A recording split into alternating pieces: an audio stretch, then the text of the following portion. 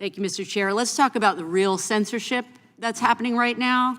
We don't need some complicated, hypothetical, deep state plot because we are 3.5 weeks into the Trump administration, and it is actively suppressing free speech, and it's textbook authoritarianism. This whole conversation has become so twisted and so confused, so I want to bring us back to some basics. Mr. Aaron, is it accurate to describe censorship as the suppression of certain words that are considered politically unacceptable?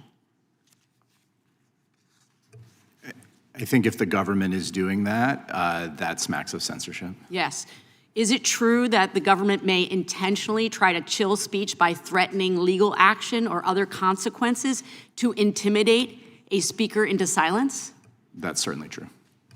So censorship can take several forms. It can be the government banning speech. It can be the government creating an environment of fear that suppresses speech. And I want to look at some of the examples that we are seeing right now with Trump attacking free speech. Last week, Trump's guy in charge of the agency that's supposed to ensure fair access to the media and internet, the FCC, his name's Brendan Carr, he opened an investigation of a radio station that reported on an ICE raid. Mr. Aaron, is the government chilling or limiting speech when it threatens to investigate journalists for literally reporting the news? I think it's a huge problem. The First Amendment protects the rights of reporters to cover what the government is doing. That's what the radio station in California was doing, is it was reporting on something of very important community interest. So the idea the FCC would respond with an investigation with threats is very incredibly chilling to reporters' ability to do their jobs. Yeah, it's outrageous. These are the normal operations of any news organization. So let's see what it looks like when the Trump administration intimidates and censors Americans. Let's look at something more direct, more immediate. Trump's anti-DEI orders have resulted in a ban on using certain words in federally funded research. And my colleague, Ms. Jayapal, touched on this earlier. I want to pick up this thread. There's a list circulating at the National Science Foundation banning the use of words like disability, socioeconomic, and even women. I mean, it's completely absurd that they're searching for when the word women is being used in federally funded research. Mr. Aaron, is the government limiting speech when it bans the use of specific words like women?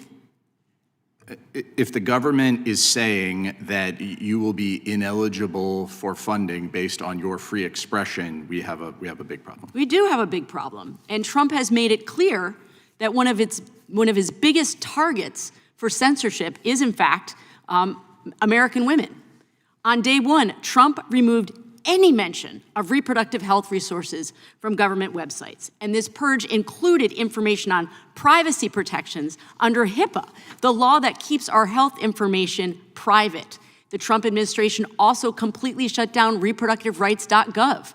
At the CDC, officials removed contraceptive guidelines and web pages related to HIV testing.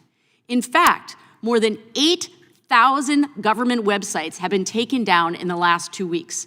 And this kind of censorship puts American women at risk. Mr. Aaron, is the government limiting speech when it purges websites of previously public information?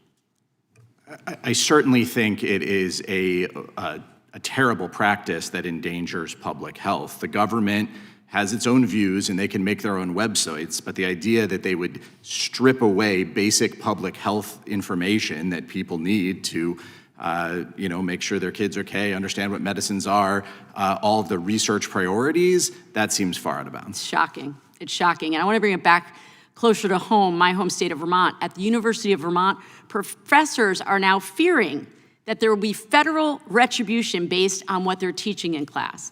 Scientists can't conduct critical research because the world's largest funder of medical research has banned, again, let me say it again, the use of the word women in research. What we're seeing on the ground is not a liberal social media industry.